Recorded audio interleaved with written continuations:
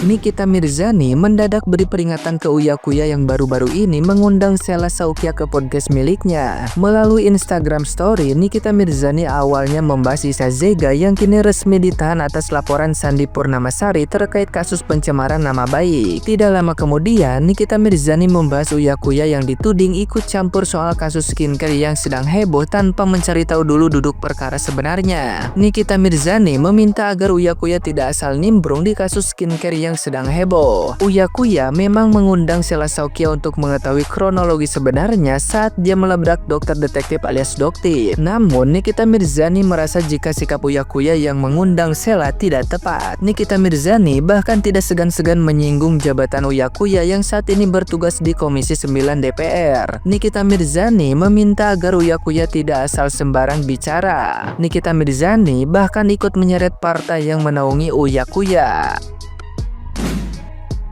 Waria Isa Zega sudah ditahan di Polda Surabaya. Selamat ya Wor, udah dapat tempat baru. Sekarang gue mau beralih ke Uya Kuya. Uya Kuya, lu tahu apa tentang skincare? Lu jangan kucuk-kucuk masuk di akhir. Ini udah mau akhir, lu jangan sok tahu. Lo kalau mau ngomong, setidaknya lu cari tahu dulu. Ini permasalahan skincare kenapa bisa kayak begini. Lu cari dari A sampai Z. Jangan kucuk-kucuk lu nimbrung, tapi lu langsung kayak orang sok tahu. Ya, jangan kayak begitu. Kelihatan banget lu nggak tahu apa-apanya, kelihatan banget lu bodohnya lu. Lu kan di Komisi 9, harusnya lu mewakili Komisi 9. Lu cari tahu dulu, ya. Jangan sekonyong-konyong lu undang si ular sama babunya ngomong asal-asalan kayak begitu. Siapa sih yang nempatin lu di DPR RI? Bingung gue. Partai PAN gimana sih nih sama anak-anak buahnya? Cari tahu dulu ya Kuya, jangan bikin malu diri sendiri. Repot lu. Nah, gimana nih menurut netizen yang terhormat? Silakan berkomentar ya. Buat Bapak Uya Kuya, izin berkomentar dan beropini ya Pak. Bapak kan anggota DPR, Dewan Perwakilan Rakyat, bukan Dewan Perwakilan Onar SS. Maaf nih Pak, kalau Dewan Perwakilan Onar berarti DPO. Kalau DPO, Dewan bukan Daftar Pencarian Orang, sorry, salah. Intinya begitu Pak. Sebelum Bapak berpendapat dan lain sebagainya dan beropini, ini opini saya sebagai masyarakat ya Pak. Begini Pak, bukan bermaksud untuk membela Doktif. Sebelum Bapak beropini dan berkomentar, coba deh telaah dulu ataupun coba cari tahu dulu mana yang baik buat rakyat, mana yang bukan. Kan di sini Bapak DPR, bukan Dewan Perwakilan Onar kan. Perihal review, kita pun sebagai rakyat dan masyarakat pasti melihat dulu kredibilitasnya dulu. Doktif seorang dokter, meskipun dia seorang pembisnis juga di bidang kecantikan, tapi yang di review itu nggak hanya tentang satu produk, yaitu produk SS, tapi produk lain juga Pak. Buat apa? Buat edukasi. Baiknya Bapak telah dulu jika ingin benar-benar mencari mana yang benar, mana yang salah. Meskipun di beberapa wawancaranya Bapak bilang nanti juga terbukti mana yang benar dan mana yang salah. Tapi ada beberapa argumen yang menurut saya agak nggak sesuai Pak. Ditambah Bapak kan udah wawancara juga tuh, udah podcast dengan SS. Biar meluruskan saja Bapak, biar rakyat juga tidak menganggap ada keberpihakan ataupun mencari keuntungan. Semangat.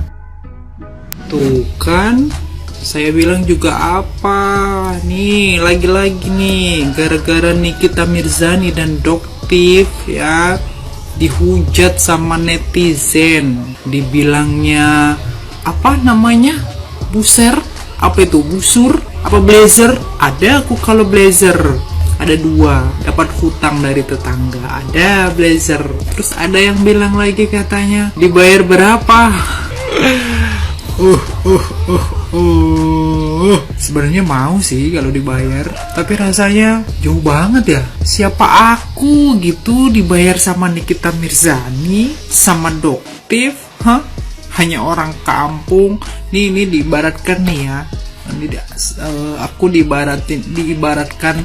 Aku dibandingkan dengan Nikita Mirzani dan Doktif. Tahu nggak gedung DPR? Ya, aku tahu sih sekilas, tapi aku nggak tahu berapa lantai itu ya. Aku nggak pernah ngitung juga, dan nggak mau ngitung juga, tapi ngaku tahu tinggi bener itu ya gedung DPR ya. Nah ini diibaratin nih ya, nih Nikita Mirzani sama Doktif tuh diibaratkan gedung DPR itu, dan aku hanya sebutir kerikil yang ada di depan parkiran tuh. Begitulah kira-kira. Terus kira-kira Nikita Mirzani kenal nggak sama aku? Doktif kenal nggak sama aku? Mau dibayar? Mau sih sebenarnya.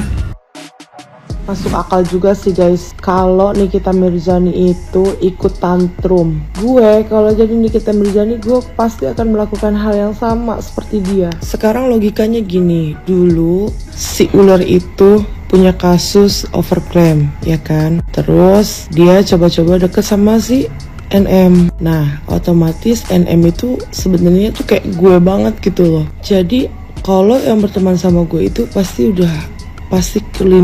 kelindunginya apa? Pertama, kalau gue punya teman ya, otomatis kalau temen gue punya musuh, gue itu kadang suka ikut-ikutan greget itu gue.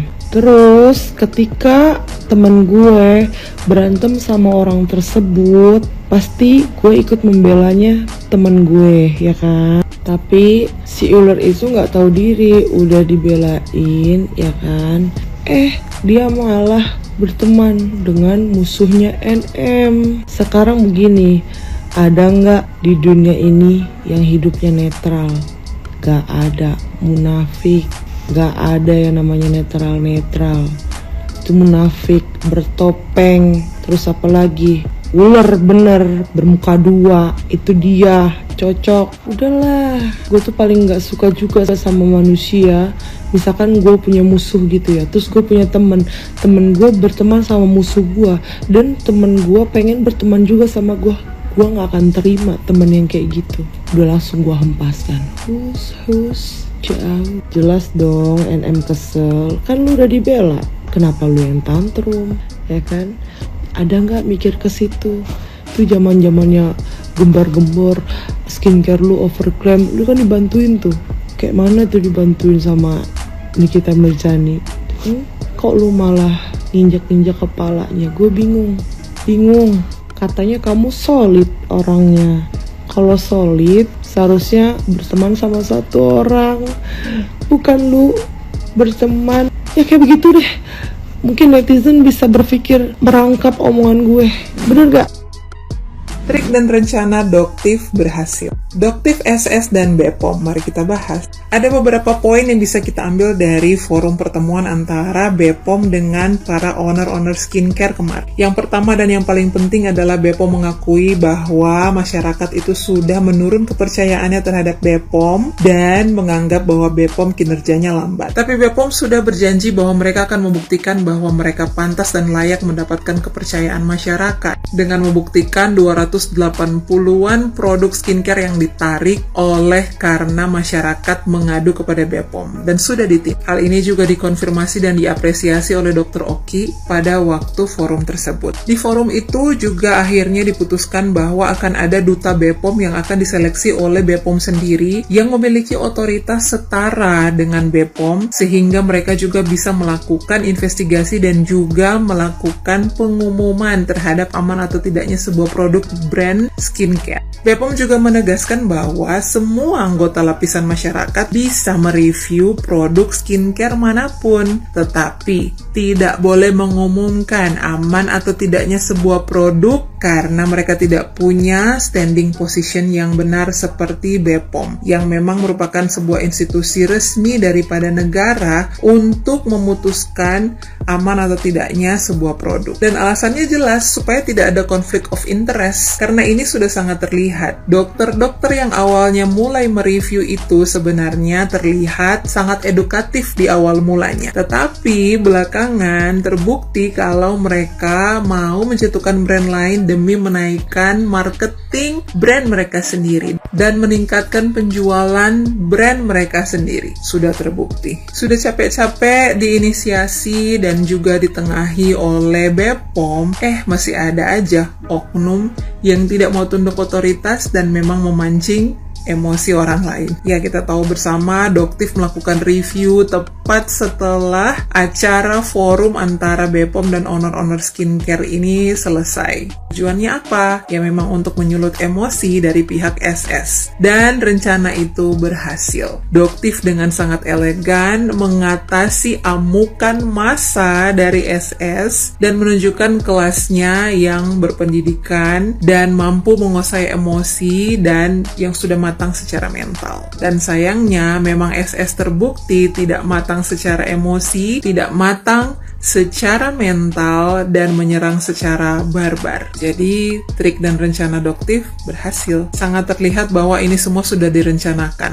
Sangat terlihat bahwa memang ini adalah triknya untuk memancing SS keluar. Dan sekarang ada begitu banyak pujian dan juga perhatian yang diberikan oleh masyarakat kepada Doktif. Semakin naik pamornya, semakin gampang jualan skincare-nya. Inti daripada semua huru-hara ini guys adalah kita jangan memihak, jangan terlalu menyanjung satu pihak dan memojokkan pihak yang lain. Belajar untuk melihat dari berbagai sisi sehingga kita tidak terlalu terbawa oleh pihak manapun. Karena ingat, memang di luar Bepom semua punya conflict of interest, khususnya owner skincare. Sekalipun dia hanya influencer, tapi kalau dia brand ambassador sebuah skincare, bukannya tetap ada conflict of interest? Jadi sebaiknya kita dukung aja deh upaya Bepom ini untuk bisa meningkatkan kepercayaan masyarakat lagi kepada mereka. Kita lihat saja nanti siapa yang akan menjadi duta Bepom yang memiliki otoritas yang setara dengan mereka.